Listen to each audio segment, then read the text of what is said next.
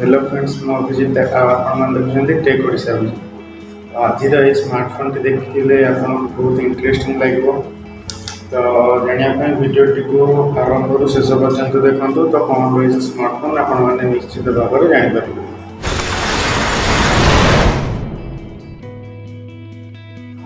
तो स्मार्टफोन टीर नाम हूँ Google pixel 7।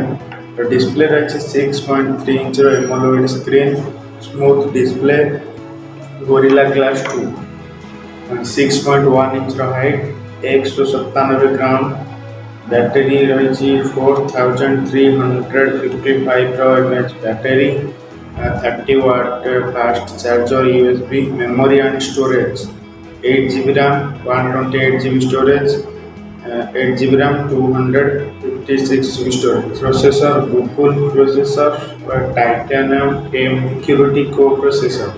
Rear camera 50 MP plus 12 MP, front camera 10.8 MP।